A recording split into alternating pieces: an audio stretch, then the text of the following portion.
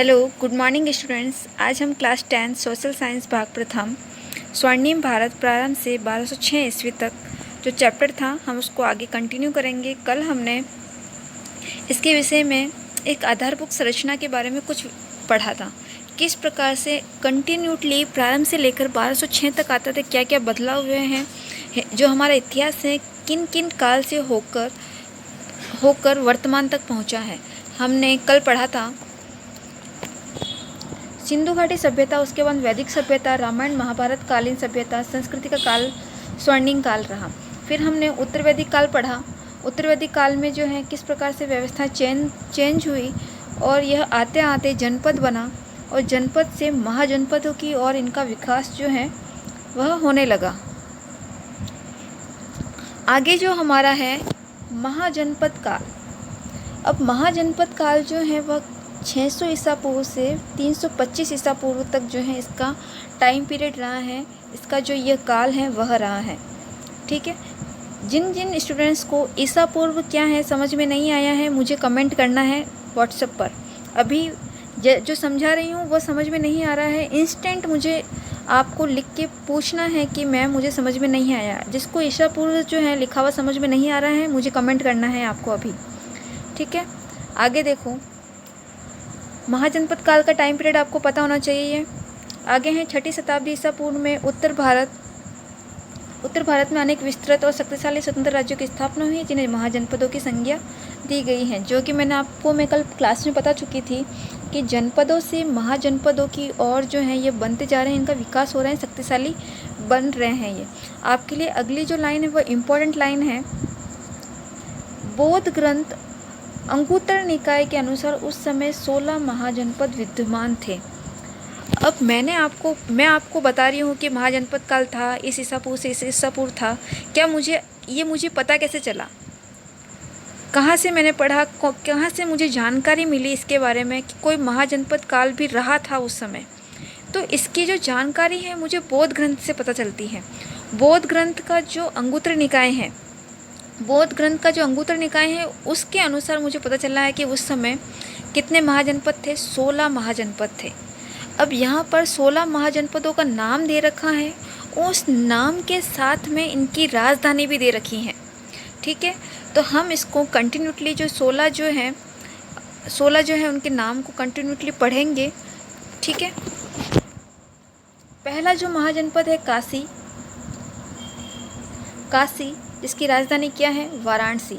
आपको अगर याद होते तो बहुत अच्छी बात है, आपको एक बार ही पढ़ लेना। एक बार पढ़ने से आपको याद तो नहीं होंगे, लेकिन अगर आप कोशिश ज़रूर करना कि ये 16 जो महाजनपदों के नाम हैं वो आपको याद रहें।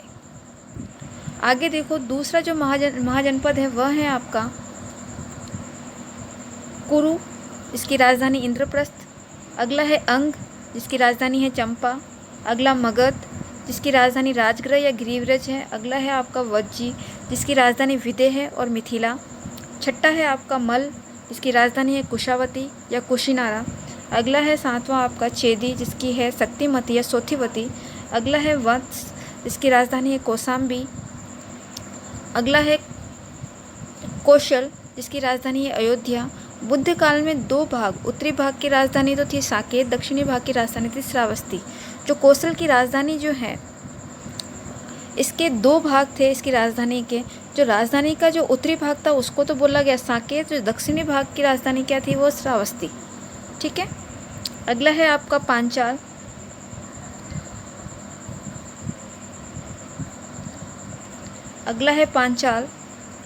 उत्तरी पांचाल की राजधानी थी अहिछत्र, दक्षिणी पांचाल की राजधानी थी कापिल्य। ठीक है, कुछ जो है महाजनपद उनकी 2 राजधानियां हैं, जिसमें से एक तो हमने पांचाल पढ़ा, एक है कौशल। इनकी कितनी राजधानी है, 2। अगर मैं आपसे पूछूं कि 16 महाजनपद के कौन से ऐसे महाजनपद हैं जिनकी 2 राजधानियां हैं, तो आपका उत्तर होना चाहिए कौशल और पांचाल। ये 2 ऐसे महाजनपद हैं जिनकी कितनी राजधानियां हैं, 2। कौशल की राजधानी जो है 2 है। उत्तरी भाग की राजधानी तो इसकी थी साकेत, दक्षिणी भाग की राजधानी थी श्रावस्ती। पांचाल की भी 2 राजधानी थी, पहली थी उत्तरी पांचाल की तो थी अहिछत्र, दक्षिणी पांचाल की थी काम्पिल्य। अगली है मत्स्य की राजधानी है विराटनगर। सूरसेन की राजधानी है मथुरा, मिथुरा, सूरसेनाई। अस्मक की राजधानी है पोतन या पाटेली। अवंती की राजधानी, इसकी भी देखो 2 राजधानियां हैं। उत्तरी अवंती की राजधानी क्या है? उज्जैनी। दक्षिणी अवंती की राजधानी क्या है? महिष्मती। अब ऐसे 3 महाजनपद हो गए जिनकी राजधानी कितनी है? 2 राजधानी है। एक है अवंती, दूसरा है पांचाल, तीसरा है कौशल। तो 3 ऐसे महाजनपद हैं जिनकी कितनी राजधानियां हैं? आपकी 2 राजधानियां हैं। पहला है कौशल, पांचाल, तीसरा है अवंती। अगला महाजनपद देखो गांधार, जिसकी राजधानी है तक्षशिला। अगला महाजनपद है कंबोज, जिसकी राजधानी है राजपुर या हाटक। ठीक है, ये थे हमारे 16 महाजनपद। अब 16 महाजनपदों में 2 प्रकार के राज्य थे, राजतंत्र और गणतंत्र। अब कौन कौन से राजतंत्र थे, कौन कौन से गणतंत्र थे? कौशल, वंश, अवंती, मगध उस समय सर्वाधिक शक्तिशाली राजतंत्र थे। 6ठी शताब्दी ईसा पूर्व में अनेक गणतंत्रों का भी अस्तित्व था, जिनमें प्रमुख थे कपिलवस्तु के शाक्य, सुसुमारगिरी के भाग, अल्लकप के बुली, केशपुत के कालाम, रामग्राम के कोल्य, कुशीनारा के मल, पावा के मल, पीपलीवन के मौर्य, वैशाली के लिच्छवी और मिथिला के विदर्भ। ये इन दोनों ने 2 पार्ट में डिवाइडेशन किया है, राजतंत्र और गणतंत्र। ऐसे कौन से उस समय महाजनपद थे, ऐसे कौन से थे जो राजतंत्र के अंतर्गत आते हैं, कौन से थे जो गणतंत्र के अंतर्गत आते हैं। अब हमने 16 महाजनपद तो पढ़े, तो ये 16 महाजनपद जो है पूरे भारत को कवर किए हुए हैं। ये भारत के अलग अलग जगहों पर स्थित है। लेकिन जब मैं इसको राजस्थान के अंदर देखती हूँ, ये हमारे राजस्थान में कौन कौन से महाजनपद थे, राजस्थान के कौन प्रमुख तो जो थे वो जनपद कौन से थे? तो वैदिक सभ्यता के विकास क्रम में राजस्थान में भी जनपदों का उदय देखने को मिलता है। यूनानी आक्रमण के कारण पंजाब की मालव, सिवी, अर्जुनायक आदि जातियाँ जो अपने साहस और शौर्य के लिए प्रसिद्ध थी, राजस्थान में आई और यहीं पर निवास करने लगी। इस प्रकार राजस्थान के पूर्वी भाग में जनपदीय शासन व्यवस्था का सूत्रपात हुआ। प्रमुख जनपद यह थे। तो राजस्थान के विषय में पढ़ रहे हैं हम। राजस्थान में कौन कौन से जनपद थे? पहला जो है जांगल। अभी मैंने कहा था मैप के बारे में, आपका हिस्ट्री और ज्योग्राफी में मैप इम्पोर्टेंट है। आपके पास में इंडिया का और राजस्थान का मैप होना चाहिए। अभी आपको राजस्थान के मैप में देखना है कि बीकानेर और जोधपुर वाला जो डिस्ट्रिक्ट है वह राजस्थान में कहाँ पर स्थित है, और वहाँ पर देखना है बीकानेर, जोधपुर ऐसे 2 जिले हैं, 2 डिस्ट्रिक्ट हैं जो महाभारत काल में जांगल देश कहलाते थे। यानी जो वर्तमान में जिनको हम बीकानेर और जोधपुर बोल रहे हैं, वह पहले इनको क्या बोलते थे? जांगल देश। कब बोलते थे? महाभारत काल में। तो महाभारत काल में इनको क्या बोलते थे? जांगल देश। कहीं कहीं इसका नाम कुरुक जांगला, माद्रे जांगला भी मिलता है, इनके मतलब अन्य नाम भी हैं। इस जनपद की राजधानी क्या थी? अहिछत्रपुर, जिसे उस समय नागौर कहते थे। बीकानेर के राजा इसी जांगल देश के स्वामी होने के कारण स्वयं को जांगलधर बादशाह कहते थे। बीकानेर राज्य के राजचिन्ह में भी जय जांगलधर बादशाह लिखा जाता है। आपके लिए इसमें इम्पोर्टेंट एक लाइन बनती है, वो है यह: बीकानेर और जोधपुर जिले को महाभारत काल में जांगल देश कहलाते थे। ठीक है, और अगर अन्य नाम भी याद आते हैं तो अच्छी बात है, कुरु जांगला और माद्रे जांगला। और इसकी राजधानी आपको पता होनी चाहिए। राजधानी क्या थी आपकी जांगल देश की? अहिछत्रपुर। जांगल देश की राजधानी क्या थी? अहिछत्रपुर। ठीक है, और अभी इसको क्या बोलते हैं हम? नागौर। सभी ने नागौर का नाम सुना है। नागौर जिला है जिसे हम इस समय नागौर कहते हैं, सभी को पता है। ठीक है, नागौर किसको बोलते हैं? अहिछत्रपुर को। बीकानेर जोधपुर को क्या बोलते हैं? जांगल देश। अहिछत्रपुर को नागौर। ठीक है, अगला जो जनपद पढ़ रहे हैं वह है मत्स्य। अब मैंने कहा था अब मत्स्य कहाँ पर है? उस समय मत्स्य और आज का जयपुर, उस समय का मत्स्य और आज का जयपुर। तो जयपुर का आसपास वाला क्षेत्र जो है वो उस समय क्या कहलाता था? मत्स्य महाजनपद के नाम से जाना जाता था। इसका विस्तार चंबल के पास की पहाड़ों से लेकर सरस्वती नदी के जंगल क्षेत्र तक था। ठीक है, आधुनिक अलवर, भरतपुर के कुछ भाग भी इसके अंतर्गत आते हैं। अलवर और भरतपुर की स्थिति आपको राजस्थान के मैप में देखनी है। वही क्षेत्र जो है चंबल के पास वाला क्षेत्र, सरस्वती नदी के जंगल वाला क्षेत्र और जयपुर के आसपास वाला क्षेत्र मत्स्य क्षेत्र के अंतर्गत आता है। इसकी राजधानी क्या थी? विराटनगर। सबकी राजधानी पता होनी चाहिए। तो मत्स्य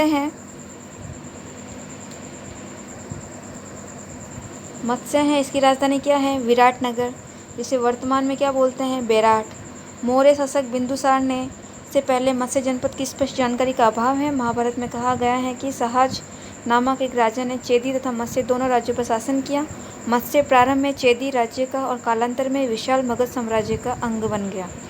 तो मुख्य रूप से जो राजस्थान के विषय में हम पढ़ रहे हैं, तो राजस्थान में हमने 2 जनपद पढ़े, जांगल और मत्स्य। अगला है आपका सूरसेन। सूरसेन ब्रज क्षेत्र में स्थित है। ब्रज इसकी राजधानी है मथुरा। इसको सूरसेनाई और राजधानी को मथुरा कहते हैं। महाभारत के अनुसार यहाँ यादव वंश का शासन था। भरतपुर, धौलपुर, करौली के अधिकांश भाग सूरसेन जनपद के अंतर्गत आते हैं। जैसा कि मैंने कहा, जब तक मैप नहीं देखोगे तब तक आपको उस समय के स्थानों के विषय में स्पष्टता नहीं नजर आएगी। आपके पास में राजस्थान का मैप होना चाहिए।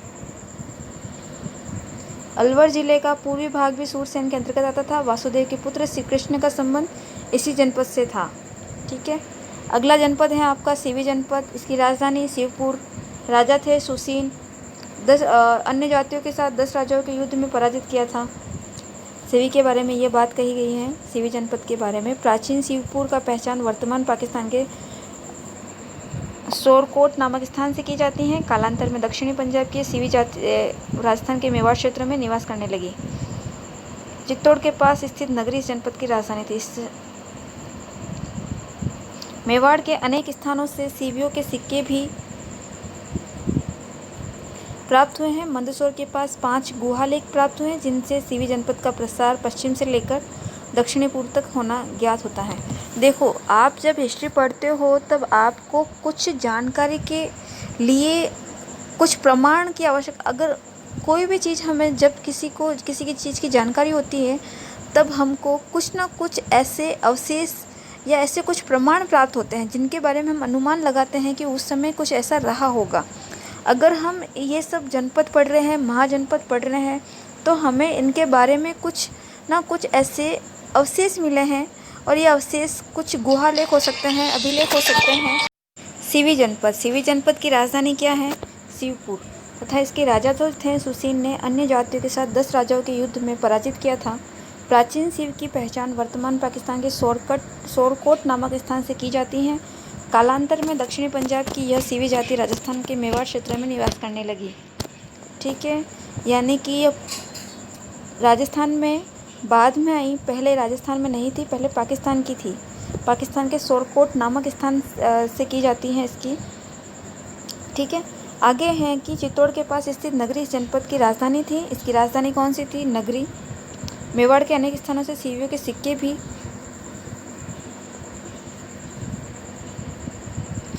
भी प्राप्त हुए हैं। मंदसौर के पास 5 गुहालेख प्राप्त हुए हैं, जिनसे सीवी जनपद का प्रसार पश्चिम से लेकर दक्षिणी पूर्व तक होना ज्ञात होता है। गणतंत्रात्मक शासन प्रणाली के बावजूद इन जनपदों की राजसत्ता कुलीन परिवारों के हाथ में ही थी। ठीक है, इन परिवारों के प्रतिनिधि ही संस्थागार सभा के प्रमुखों के रूप में शासन की व्यवस्था करते थे। संस्थागार के सदस्य निर्धारित विषयों पर अपने विचार व्यक्त कर सकते थे। इसे अन्योविरोध कहा जाता था। जो विषय विवादग्रस्त होते थे उन पर मतदान कराया जाता था, और मतदान में बहुरंगी सालिकाएँ काम में ली जाती थी। संस्थागार जनपदों की सबसे बड़ी संस्था थी। राज्य की नीति के आधारभूत नियमों का निर्धारण इसी सभा में होता था। विशाल गणराज्यों में केंद्रीय संस्थागार के अलावा प्रांतीय संस्थागार भी होते थे। कालांतर में गुटबाजी और एवं आपसी फुट के कारण इन गणराज्यों का पतन हुआ। समकालीन राजतंत्रों की विस्तारवादी नीति न्यूनाधिक रूप से इनके पतन के लिए उत्तरदायी थी। यह था आपका महाजनपद काल। और महाजनपद काल में हमने 16 महाजनपद पढ़े। 16 महाजनपदों के बाद में जो राजस्थान में जो जनपद थे उनके विषय में पढ़ा हमने।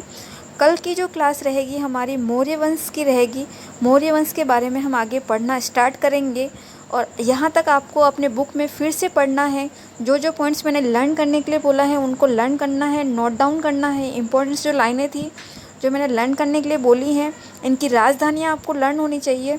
जितना हो सके 16 जनपदों में से आपको कुछ तो महाजनपद याद होने चाहिए और इनके बारे में अगर विशेषता थोड़ी बहुत जो है वह पता होनी चाहिए आपको एक बार ही पूरा खुद रिवाइज़ करना है। जहाँ पर समझ में नहीं आता है मुझसे फिर से कंसल्ट करना है और अभी मुझे कमेंट कर पूछना है आपको जहाँ भी समझ में नहीं आया है, ठीक है।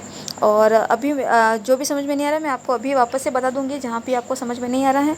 कल की क्लास हम आगे कंटिन्यू करेंगे, मौर्य वंश को कंटिन्यू करते हुए पढ़ेंगे। आज के लिए इतना ही, थैंक यू।